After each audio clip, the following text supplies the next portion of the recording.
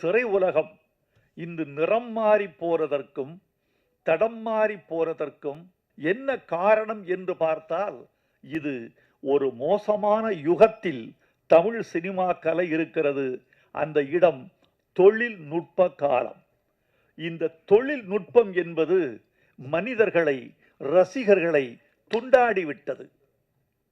கை தொலைபேசியில் ஒரு கூட்டம், கணிப்பொறியில் ஒரு கூட்டம், பிறகு ஹோம் தியேட்டரில் ஒரு கூட்டம், பிறகு திரையரங்கத்தில் ஒரு கூட்டம், ஓடிடியில் ஒரு கூட்டம்.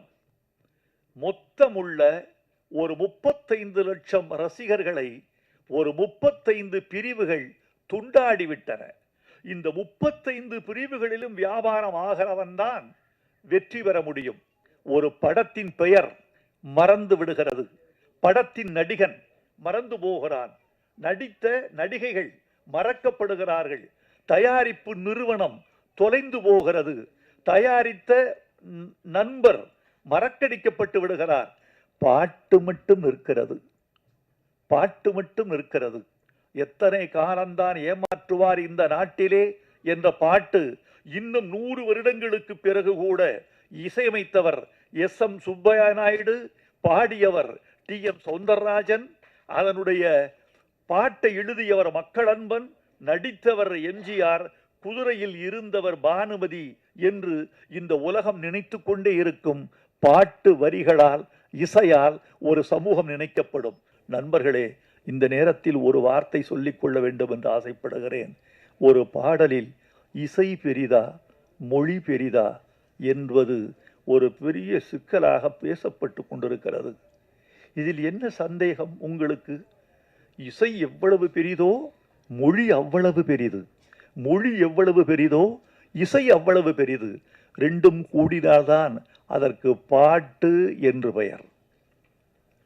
இரண்டும் கூடினால் அதற்கு பாட்டு. ஆனால் சில நேரங்களில் இசையை விட மொழி உயர்ந்ததாகவும், சில நேரங்களில் மொழியை விட இசை உயர்ந்ததாகவும் திகழுகிற சந்தர்ப்பங்கள் உண்டு.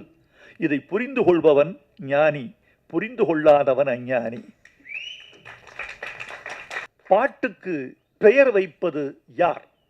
ஒரு குழந்தை பிறந்துருது, இவங்க பிறந்து ஒரு 20 நாட்கள்ல பெயர் வைத்தார்கள். ஆணுக்கு பெயர், பெண்ணுக்கு பெயர். ஏன் பெயர் வைக்கவில்லை என்றால் என்ன? பெயர் வைத்தவுடன் தான் அவர்கள் வாழ்வு அவர்களை சாருகிறது, அவர்களின் உரிமை அவர்களை சாருகிறது, சம்பவங்கள் அவர்களை சார்கின்றன, அவர்கள் உணவு அவர்களை சாருகிறது. 4 பேர் இருக்கிறார்கள். மணி, இவனுக்கு கொடு இந்த இட்லிய, அந்த இட்லி அவனை சேர வேண்டும் என்றால் பெயர்.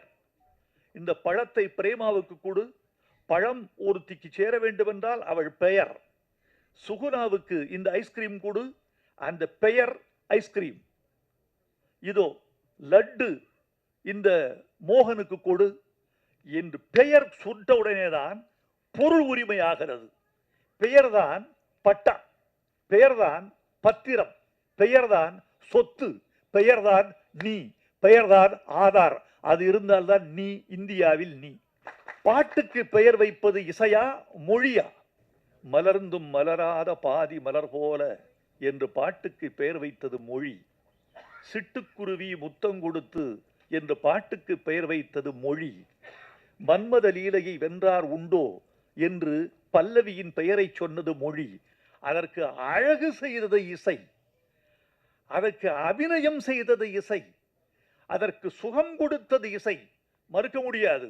ஆனால் அந்த பாட்டுக்கு பெயர் சூட்டியது மொழி, அந்த பாட்டை அழைக்க வைத்தது மொழி. ஒரு பாடலை ஹம் பண்ணி யாராவது இந்த பாட்டை பாடுங்கன்னு சொல்லுவாங்களா? இந்த பாடலை